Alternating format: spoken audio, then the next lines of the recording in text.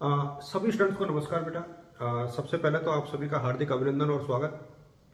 और ये एक बहुत संक्षेप सा छोटा सा वीडियो है, लगभग 8-10 मिनट का, जिसमें मैं आप लोगों के साथ कुछ बातों को लेकर के डिस्कस करूंगा। और उम्मीद करता हूं कि ये जो पॉइंट्स है, जो बातें मैं आप लोगों के साथ साझा करूंगा, वो आपके लिए बहुत यूजफुल होंगी। क्योंकि एक तो हम लोग कोटा यूनिवर्सिटी के जो शेष बचे परिणाम हैं आप लोगों के बीए फर्स्ट ईयर और सेकंड ईयर के, उसके ऊपर मैं डिस्कस करूंगा। आप लोगों की मार्कशीट के ऊपर डिस्कस करूंगा, जो मार्कशीट नहीं आई है उसके ऊपर, जिन बच्चों के रेगुलेशन के फॉर्म भरे जा रहे हैं उसके ऊपर, स्कूटी की योजना के ऊपर। तो ये बहुत महत्वपूर्ण चीजें हैं जिनको लेकर के मैं आप लोगों के साथ डिस्कस करने वाला हूं। इसके बाद हम लोग एक सत्र और रखेंगे आज। ये लाइव डिस्कशन होगा लगभग 9:15 के आसपास, जिसमें हम लोग एमए की प्रवेश प्रक्रिया के ऊपर चर्चा करेंगे। उसे मैं बिल्कुल लाइव रखूंगा 9:15 9:30 के आसपास, तब आप लोग कनेक्ट कर सकते हैं। तो पहले मैं इस रिजल्ट वाले सेक्शन के ऊपर आप लोगों के साथ जो चर्चा है उसको साझा करता हूं।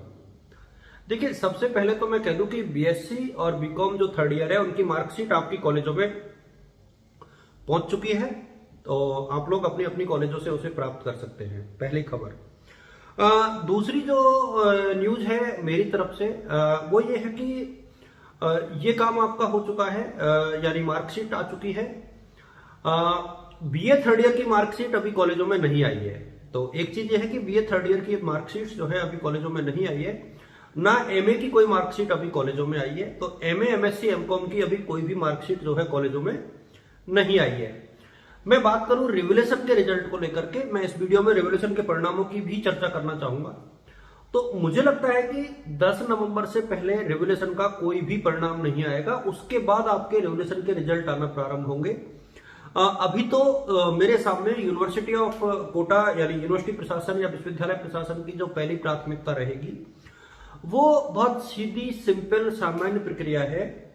और वो प्रक्रिया है कि आप लोगों का जो है अभी जो पूरा पैटर्न है, जो पूरा सेटअप है, वो बीए पार्ट फर्स्ट ईयर और सेकंड ईयर के रिजल्ट के ऊपर पूरी जो मशीनरी है वो लगी हुई होगी। क्योंकि लंबा समय गुजर गया और इसके बाद सप्लीमेंट्री करानी है, रिवोल्यूशन के फॉर्म ओपन करने हैं, तो यानी बहुत सी चीजें हैं जो कोटा विश्वविद्यालय के प्रशासन को अभी संपन्न करानी है। तो मेरा व्यक्तिगत तौर पे ये मानना है कि विश्वविद्यालय प्रशासन जो है अभी फर्स्ट ईयर और सेकंड ईयर के परिणामों को अंतिम रूप देने में जुटा हुआ है। और अभी भी हो सकता है कि अगले 3 दिनों में यानी शनिवार तक आप लोगों के फर्स्ट ईयर और सेकंड ईयर के परिणाम घोषित हो जाए। इसकी काफी हद तक संभावना है। I am not sure about it कि कोई ये कहे कि हाँ बिल्कुल ये 100% सही है, तो 100% का तो मुझे आइडिया नहीं, बट मैं काफी हद तक इस मामले को लेकर के श्योर हूं कि ये ऐसा होना ही चाहिए। ठीक है, तो ये एक बड़ी खबर है। दूसरा मैं आप लोगों के साथ साझा करना चाहूंगा कि जो रेगुलेशन की प्रक्रिया फिलहाल चल रही है, वर्तमान में जो रेगुलेशन की प्रक्रिया चल रही है ये अभी जारी रहेगी। 13 तारीख लास्ट डेट है। इसके बाद बीकॉम और बीएससी जो सेकेंड ईयर और फर्स्ट ईयर के परिणाम घोषित किए जा चुके हैं उनकी रेगुलेशन की प्रक्रिया शुरू होगी। संभवतः इसी वीक में ये शुरू हो जाएगी, 1-2 दिन में। और ये काफी महत्वपूर्ण बात है, ध्यान रहे इस चीज का कि ये बहुत महत्वपूर्ण बात है कि आप लोग अपने जो है खुद को अलर्ट मोड पर रखें। देखिए, रिवोल्यूशन का फॉर्म कौन कौन बच्चे भर सकते हैं। तो रिवोल्यूशन का फॉर्म सारी क्लासेज के बच्चे भर सकते हैं। आप चाहे किसी भी क्लास के स्टूडेंट हैं, रिवोल्यूशन के फॉर्म जो है आप लोग जो है भर सकते हैं। उसमें किसी भी प्रकार का कोई भी इशू या संकट जो है नहीं है।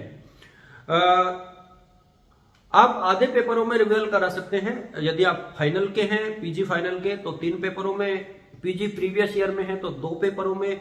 जिस पेपर में 0 है उसमें भी आप रिवेल करा सकते हो। जिसमें आपकी एब्सेंट है उसमें आप रिवेल नहीं करा सकते। फेल है उसमें भी, जिसमें कम नंबर है उसमें भी, ज्यादा नंबर है उसमें भी, आप लोग किसी भी पेपर में जो है रिवोल्यूशन का जो फॉर्म है वो अप्लाई कर सकते हो। रिवोल्यूशन को भरने का मतलब ये कतई नहीं है कि आप लोगों के मार्क्स बढ़ेंगे। इस चीज को लेकर के आप लोग बिल्कुल एंश्योर कर ले खुद को। बहुत से बच्चों के मन में यह भ्रम हो जाता है कि रिवोल्यूशन का मतलब जो है नंबर बढ़ना ही होता है।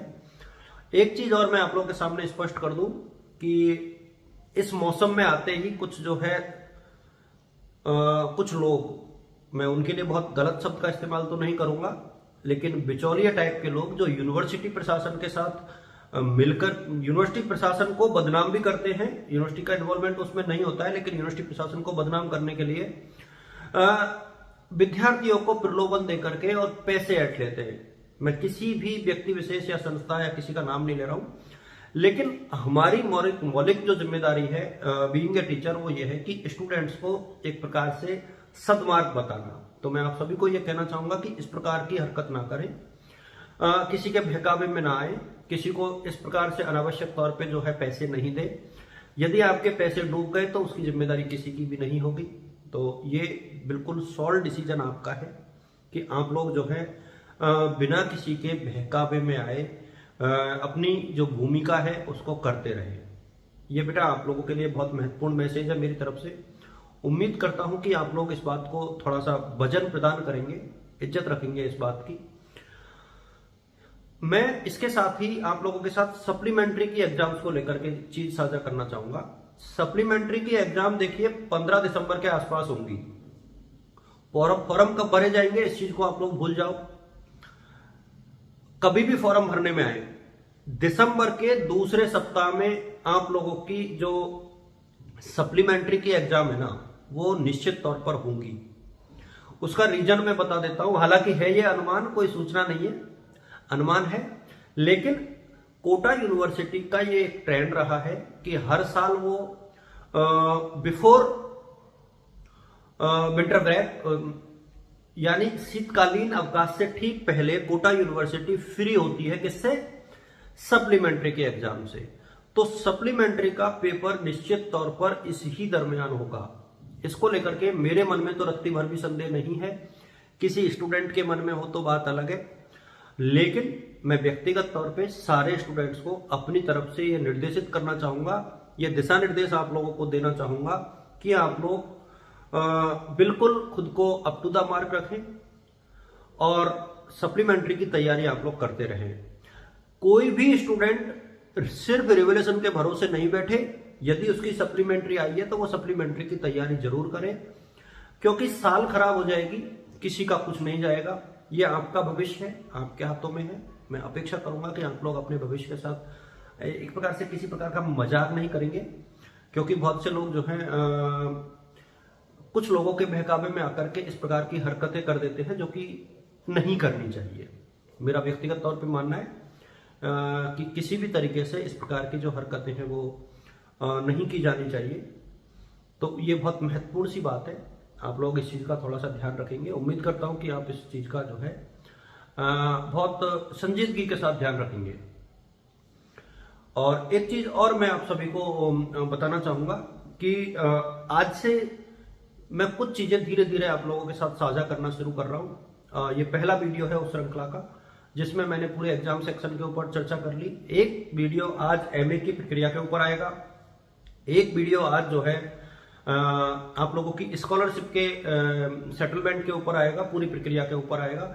तो काफी कुछ जो है आज मैं साझा करने वाला हूं, और आप लोग चैनल के साथ बने रहोगे तो सारी सूचनाएं आपको ऑटोमेटिक मिलती रहेंगी। आप सभी को मेरी तरफ से all the best, good luck और thank you so much. Please आप लोग जो है टेलीग्राम और व्हाट्सएप के माध्यम से मेरे साथ कनेक्ट कर सकते हैं। Thank you.